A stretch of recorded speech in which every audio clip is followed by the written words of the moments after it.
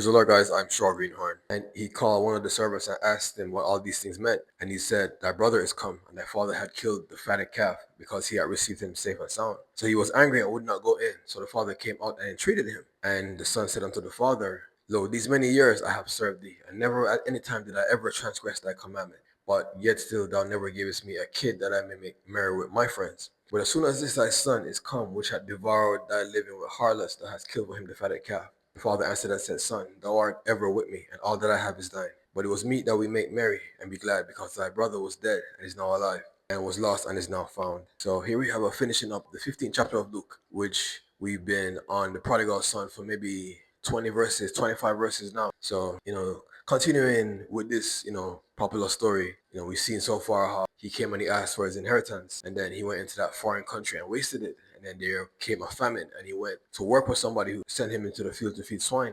And how he would have, filled his belly with the husks that the swine did eat. So when he came to himself, he said, I will return to my father's house. For how many of them have, bread enough and to spare? So he said, I will go and say unto him, Father, I have sinned against heaven and before thee, and I'm no longer worthy to be called thy son.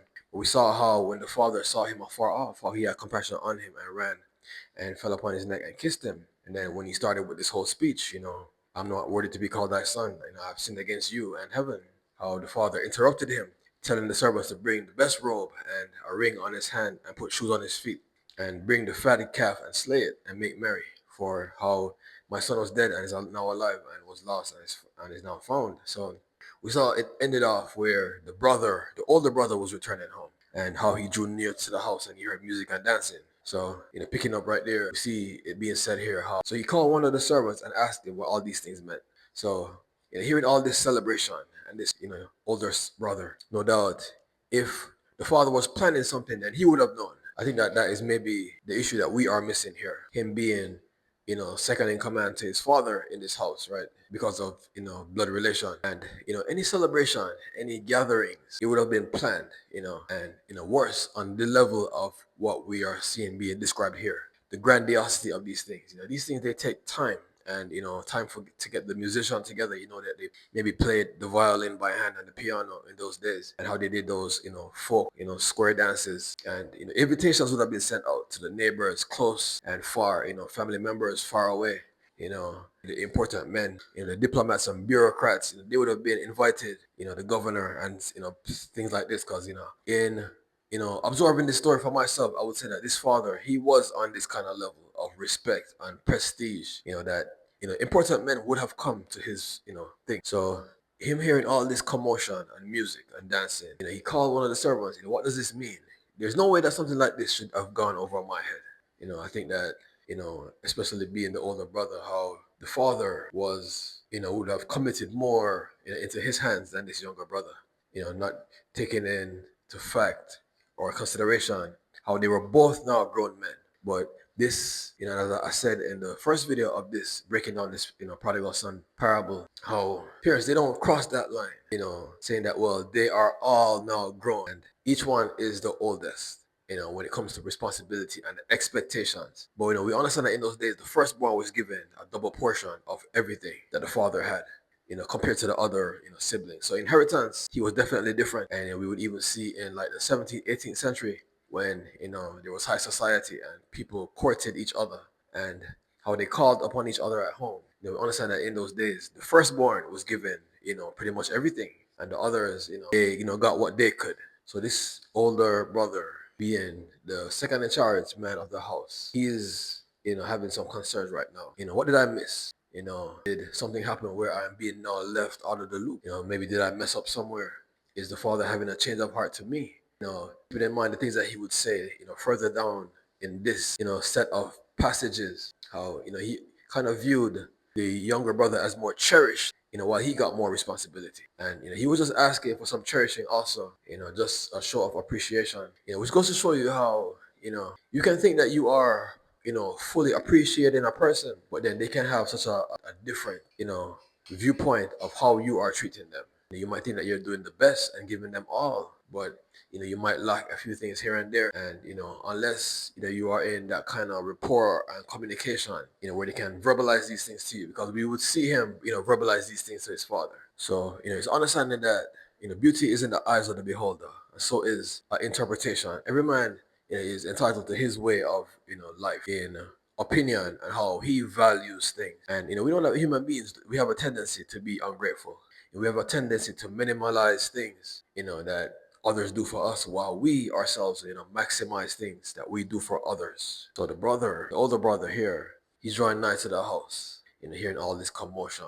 And, based on, to put this on top of everything that he's feeling, how could you guys be having a party without me? Imagine him having all these concerns and he's coming home and seeing this party. Now, he's feeling like this younger brother was when the man sent him to feed the swine. Because, if a party was going on, he would still have to go and feed those swine, right? While this man and his children were singing and dancing.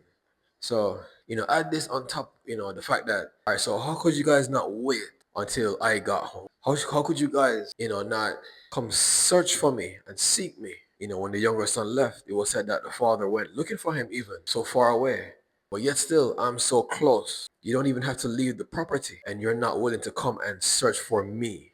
So, you can you understand, I think that, I was thinking to myself on the way home and I realized that, according to birth rank, each children, they're given a different viewpoint. Now, the first one is the responsible one. That he's gonna bear responsibility for the younger ones. And like I'm emphasizing here, how even when they are grown, that subconscious expectation is always still gonna be there. That he's older than them. Not realizing that they're full-grown adults, right? So the first one, he will get the responsibility. Now, the baby, is the baby. You do things for him. You watch him. He does no wrong. He gets, the pampered treatment, right? So I think that that's what we're seeing going on here. That the younger one was overly celebrated. The older one was given, responsibility. And as we will see him complain about not being given, a calf or a kid, to make merry with his friends. I like what I said earlier. How the younger one, he was so far away, and you went searching for him, but I'm right here. You started this party without me, right? What kind of viewpoint do you have for me? Because it does say a lot, right? He came home and he heard this thing. How could not somebody go and call him, say, hey, we're doing this party? So, I think that there's something going on. And based on, psychology of families, when it comes to children by birth order, the older one, they are given responsibility. The younger ones, they are given, that they get a free ride almost, based on expectation and responsibility. So we see an over celebration even here of the younger one and maybe not so much of the older. But then if you look at why the younger one left, he left because he was not respected shoulder to shoulder. That's why he had to go away to such a far country to get away from the shadow of his older brother. I think that when parents are raising children, if they're not, wise, what ends up happening is, let's say, okay, you make a dinner, right?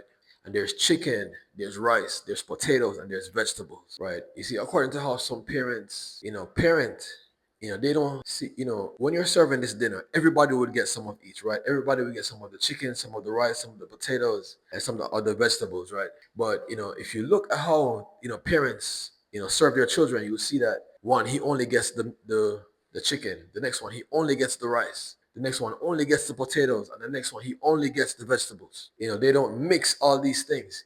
They're so carefully to mix it on the plate when they're serving it. But then when they're, relating to their children, I think that this is something that comes out so low, at least to me, it comes out so clear.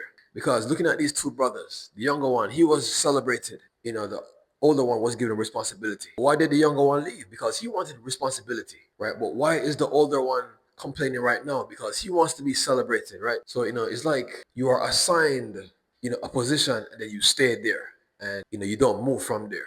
Because if you think about it, how could you guys not wait on me to come home? Did it not feel strange you starting this thing and I was not there? Like I said, he's, being treated like this younger brother was being sent to feed the swine. The lowest form of the animal, known at that time, the swine. And I'm feeding them. All right, so the next one says, and the servant said unto him, thy brother is come, and thy father had killed the fatted calf, because he had received him safe and sound. So, what announcement for the arrival of this younger one. What an announcement, right? He's met with such, festivity and celebration.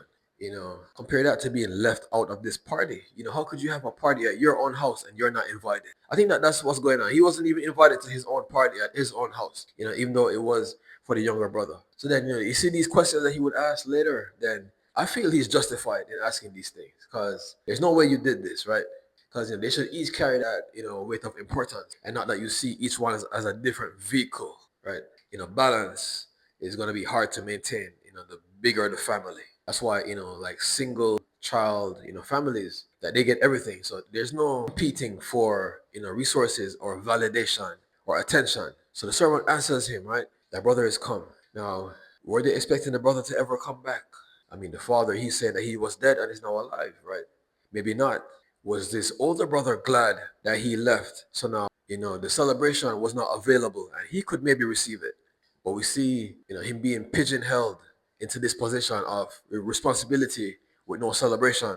And the younger one, he returned and he, went right there. I think in life it's very important to observe where we fit in with other people. I think that that's a lesson that I could teach you here right now. That some of us, we struggle in trying to change others, in trying to change their perspective of us. The truth is, as this older brother is learning, is that you can only observe where you fit in. To play the change game, it's a dangerous game. The drastic measures you have to resort to, and you shouldn't be that hungry for anybody's attention or validation. I think that that's more an issue that you need to work on. Why what is within you that's causing you to even go out the way to gain somebody's approval that's disapproving of you. I think that in and of itself is maybe the answer. You shouldn't even be doing this in the first place, but rather observe where you fit in. Observe how they treat you. Observe, right? Because you can do nothing else beyond that. And I guess carry yourself in a respectable way where you stick to your code of ethics and honor, and you don't violate this for anyone. I think that people, they get into this mindset where they'll violate their own beliefs just for the approval of others. And if you think about it, it's almost makes sense, because if I'm able to abandon these important things just for you, then it must mean that I must really cherish you. So do you mind cherishing me also? Is what they're subconsciously saying, but it never works out like that.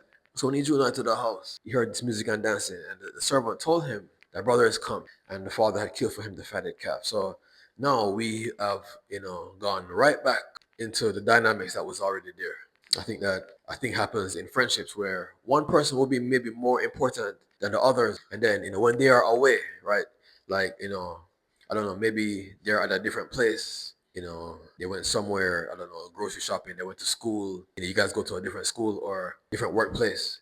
Is that in this person's absence, the lesser ones, they will try and occupy this space, and they think that if they occupy it, then they can now claim it. But as what's happening right now for this younger brother, right? How he returned and he got the position right back. So all these weeks, it didn't really say how long, the prodigal son, how long he was gone for, but long enough. So this time, this older brother was maybe trying to, claim this position of being, celebrated and cherished, right? And thinking that he's narrowing in on it. But then as soon as his younger brother showed up, it just reset automatically. And he went right back to being the responsible one, and the younger one being right back to being celebrated. So, carry yourself respectfully, respectable. Carry yourself with honor and dignity, and have your boundaries. It's better to say no and to walk away than to compromise yourself expecting to be well received, because they'll maybe accept you in the moment, but in the long run it damages your reputation greater than anything else. So your brother returned home, and you slave for him the fatted calf, because he had received him safe and sound. So this receiving of him, this language, safe and sound, this is somebody that's highly cherished. And like I said, it comes from the birth order. The younger one being the baby. I think at times his older brother might even felt that this younger child was the only one, the only child, and that he was just a servant. But like I said, this was what the younger one coveted after, the responsibility. While this older one, he's coveting after, being celebrated, just for being the younger one. So he had received him safe and sound. If he had received him safe and sound and we started this party without the older brother, what does that say? I think that if we can verbalize these things, and we can be willing to withhold our attention and affection, if we can withhold our time, our presence, if we can observe what it is that we contribute, when we are being presented with an unfavorable dynamic within the group, I think that that'll be good for you. Not That's no guarantee that you will get what you're asking for, but ultimately, if you would walk away after something like this, then you could walk away with your head held high. Your head held high, and you being purposeful in your own life. All right, so the next one says, so he was angry and would not go in. So the father came out and entreated him. So he was angry, he didn't want to go in. And like I said, I think that he's, justified in what he's saying because, you guys, you started this party without me. And that's in alignment with everything that I'm about to tell you, Father. You don't think it's strange that you're going to start this, without me. You're saying that you received him safe and sound. But where am I? I'm out in the field, not being safe and sound. Is his safe and soundness worth more than my safe and soundness? So he was angry and would not go in. This brought the last straw for him. And I recently did a video about how you can be so faithful that you get overlooked. And I think that this older brother is suffering from this. Being so faithful that you get overlooked. It becomes expected and not, as a sacrifice on your behalf. Because then people come to expect it, and if you don't provide it, then they're going to look at you funny. Whereas you are going above and beyond to give them a benefit, with your service. Can you imagine, giving your all and then being told this is what you were supposed to do and you don't get anything for it? And if you ever try and shortchange us, then we're gonna take it out on you because now you showed us this high level of commitment, so you better keep it up. So he was protesting, if I go in there, what he's saying, and he is right. I mean, I know that people, when they explain this, they will just say that he's the bad one. But if you understand dynamics, right, and how they work, this is an unfavorable dynamic for him, in what he's asking for, to be more, celebrated and loved and cherished like you are this one who you just received safe and sound. Would you ever say that about me, that you received me safe and sound? No, because I've been too faithful. I've been so faithful that you can set me and forget me. And like a car engine or anything mechanical, it'll just keep running. So he's protesting, right? Because if he's to walk in there right now, then he's just gonna, affirm all these things that's going on about how he is to be treated, and looked on about what you can get away with, treating him, like. So, he takes a stand, and I commend him for taking this stand, because this is the first step, is, verbalizing this thing. And then, you want to show your value, right? So, this comes from scarcity, maybe not so, rush to run in, play your part when it's being unappreciated. So the father came out, right? Why did the brother not come out? I think that this older brother, he was hoping for, well, that the whole party would have stopped, because I am also your son. The whole party would have stopped, and, my feelings would have been, acknowledged. I think that this would have been a great solution, because where is my older son? How can he not be here and we are celebrating? And it's not like he's missing or gone far away. So the father, he came out by himself. So the party was still going on. I think that people sometimes, they like to keep things on the hush hush, right? They keep it on the hush hush, and then they want you to accept it so as to not cause problems in the dynamics. Because I think that one interpretation of what this father is about to do is he's trying to hush him up, right? Yeah, just accept it. Don't say anything, right? And go along with it. Because, I don't want any conflict right now. So he's coming out to tell him hush hush, and he's doing it secretly.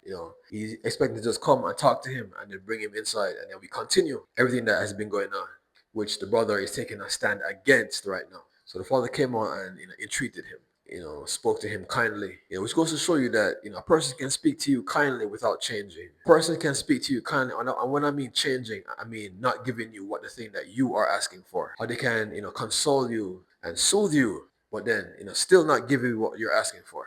And I think that this is what's happening right now with this son. And if we look at entreating in the Bible, where do we usually see it, right? When somebody is at a deficit asking for someone. Isaac and Rebecca was, barren, and how he entreated the Lord for her, and she, he heard his voice, and she, produced a child.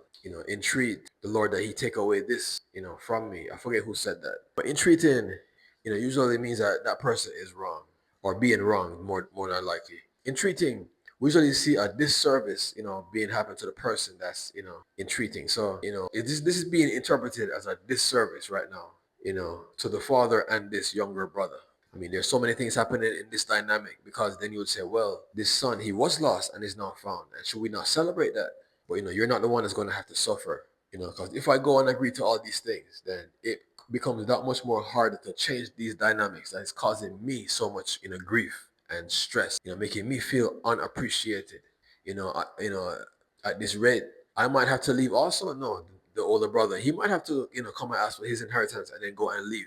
But we know that with his responsibility, that he would be more wise, he would maybe set up his own home, have his own, things just like his father did, and he wouldn't be so hasty to to run and spend all, on riotous living. Is this what's coming next? And it goes short sometimes in life.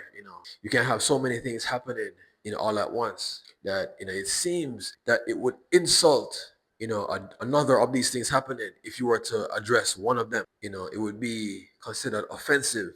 And it's almost like they're telling you just to bear the whole thing. So this brother was lost, but yet still then, we have this one feeling mistreated. And, I think the answer to this is that the father, that he should have, set up a dynamic where everybody can express themselves. Everybody can be valued and considered. Nobody's overworked. Nobody is underappreciated. But we let every man stand shoulder to shoulder. We reward good behavior. We punish, we chastise, bad behavior. We let them strive for greatness and not, being afraid to let go of treating, one like a baby when he is way past that age. So the next one says, then the son said unto the father, Lo, these many years I have served thee, and never at any time have I ever transgressed thy commandment. Yet said thou never gavest me a kid to make merry with my friends. So, this older son, he's, stayed in his position, letting the father understand what's going on. I've been with you all these years. I've never caused any problems, right? This one, the younger one, he just took your money and ran off and wasted it. But, look at how you cherish him. While, how is it that I can do right but be neglected while he does, what he does, and you're willing to celebrate him? There's a fundamental error in this whole, structure. And, these things I find, from my experience, they're usually protected by ego. The father, he would rather, disacknowledge it than to acknowledge it. For some reason, ego gets in the way in these things. And people, they don't have the ability to see clear. Because then the father, he would have to admit that some things that he was doing was less than perfect, and how, willing is he to accept this? I think that with great men, maybe sometimes it's hard for them to admit, error when they can always use force to remove everything out the way. I think that, with great men, sometimes it's hard to accept error when you can just use force to move everything out the way. You don't have to accept anything. So this son is saying unto his father, I've served thee these many years, showing unto him that he chose to do these things, right? Like I was saying earlier, how people, they can get used to what you do for them, and now they expect it. And if you don't provide, you're going to be put in the doghouse. So all of these many years have I served thee, showing that this was my choice to serve you. It wasn't a weakness. It wasn't something bad about me. It wasn't a deficit or a shortage in my character or identity. Not a weakness to serve you, but it seems as if me serving you, you interpret this as, taking me, I'm able to be taken for granted. So not only have I served you, I've never transgressed any of your comments. I had the sense to respect you. I had the sense to honor you. It seemed as if while I was honoring you, you were honoring this younger brother. I find that in life that also happens. There's a chain of, chasing, where one person is chasing another, but then that person, they're not chasing the person that's chasing them. They are chasing somebody else. And then that person, now they are chasing somebody else, right? I find in life that there's a line of chasing going on, in any place that you look. The person that you are chasing is never chasing you back. They're chasing someone else. And how you'll know is that while you're in their presence and this person comes around, you'll see it. It'll be very clear. You will be given, such less consideration, preference. I mean, you'd be a fool to continue that, after sitting in something like this. Sometimes, it never gets confronted. Like, you never face that situation where, all three of you are, in a place at the same time. It'd be usually, you're in this person's presence, and then when they leave your presence, then they go to this other person that they are chasing. So I've never transgressed like commandments, right? I think that people, it's almost like, troublemakers, they're given more, I don't know. I think is it the energy? They provide a higher level of energy, even though it's destructive. But those that cause trouble, how they are, so ever memorable. It's hard to forget them. But the people that, play by the rules, they're called squares. They're not so cool, right? How in life that those that cause, disturbances, turbulence are more memorable. Because this younger son is saying right now, I honored you so much, served you, I did everything you asked me to. How could you reward somebody that, did the opposite of everything that you wanted? You're leaving me right now with mixed, questions and feelings. Because if I had known that the game was, well, don't do anything that you say, would I not have at least considered, that approach, instead of, giving my all only to be taken for granted. So you never gave me a kid to make merry with my friends. So what, so we know that the father, he sacrificed the fatted calf, which is a cow. And now this younger son is saying a kid is a goat, right? So you were willing to sacrifice the fatted cow, the big fat cow for him. But for me, you were not willing to give me a little goat that I might make merry with my friends. Some things they are so hurtful when you can put them together and say them in objective sentences. I think that some things they hurt so much, when you can formulate the whole thing, verbalize it and say it all at once and then look at, what it is that's going on. I think that these things they can be so hurtful. Because, look at everything that this older brother, you look at all his concerns. I served you all these years. He came and he took his inheritance and wasted it, and now he's back. And look at how you receive him, right? I think that when people tell this story, they're not even willing to consider the viewpoint of this older brother. So you gave him a cow and you wouldn't even have given me a kid, and I did right by you. We're learning more and more every day how doing, too much for a person, it can leave you in a bad state and will leave you in a bad state. But then you would look and say, well, not for my parents, right? Because, they're my parents, they birthed me, right? How could they ever, not consider me, highly? Like I said, they said, hope for the best and expect the worst. Observe where you fit in. And once you learn where you fit in, you accept that. Don't suffer trying to change people's mind about yourself. So, he's asking, how comes with me it's only ever responsibilities? How comes there's never any festivities or celebration towards me? You're taking me for granted so much. Whatever it is that's causing you to reach out to this younger brother like this is what he's saying, right? I would like some of that consideration. So then, can we say that there's an imbalance between this father, because the younger one, he is, misbehaving and he's being treated so highly, right? The older one has all the responsibility. The younger one has all the preference. The younger one, he was upset. That's why he moved away. He wanted to be his own man. He wasn't being, given the treatment that he was wanting. All right, so the next verse says, the father said unto him, son, you are ever with me, and all that I have is thine. So the father, he's, looking at it and giving him this explanation and interpretation of what's going on. Now, this father, he means well, but, understanding how human beings operate, how they think, how they feel, how many marriages have, gone to divorce. And when you listen to them, they'll say, well, I asked for this and this and I never got it. And the next person will say, well, I was there. Can you not, assume that, can you not assume these things? I think that assuming things in a relationship, it always leads to something bad. There's never a good outcome in assuming things, because then people feel neglected. People like to be celebrated, and you can't provide excuse where action was to be, required. So this father right now, he's providing, words where actions were needed. So you are ever with me. I'm always mindful of you. Well, then you can say, well, how did you start this party without me? You are ever with me, but yes, sir, you started this party without me, right? What if I had stayed out there? I'd have missed the whole thing, and you don't seem to have any anxiety about that, right? Sometimes I think you have to fight for your respect, and certainly don't, honor people that dishonor you, right? Let energy match energy. You are ever with me, and all I have is thine. So this to me communicates a boundary problem. All that I have is thine. No, all that you have is yours. All that I have is mine.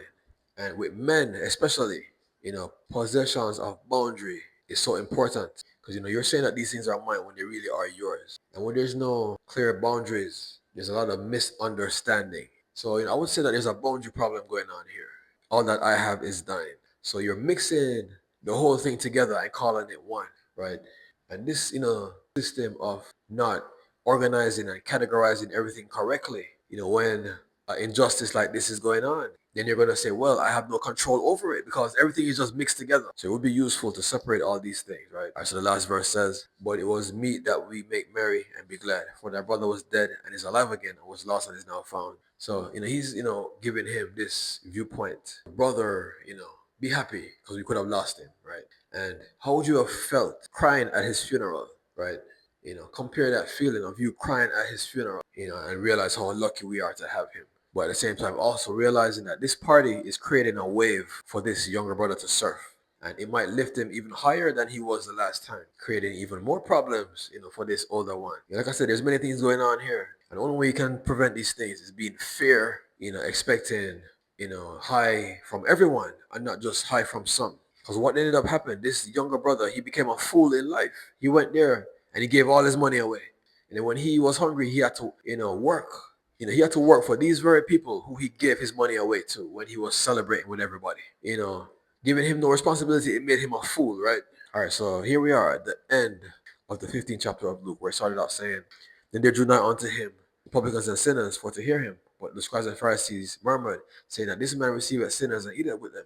So then Jesus put forth a parable unto them, which man among you, if he have 100 sheep and lose one, doth not leave the 99 in the wilderness, and go and seek that which was lost until he have found it? And when he findeth it, he layeth it on his shoulders and rejoiceth. And when he cometh home, he calleth together his friends and neighbors, saying, Come, rejoice with me, for I have found my sheep which was lost. Likewise I say unto you, there is great joy in heaven for one sinner that repenteth more than 99 just persons that need no repentance. Or what woman, if she have 10 pieces of silver and loseth one, doth not light a candle and sweep the house, searching diligently till she have found it? And when she findeth it, she called together her friends and neighbors, saying, Come rejoice with me, for I have found my piece which was lost.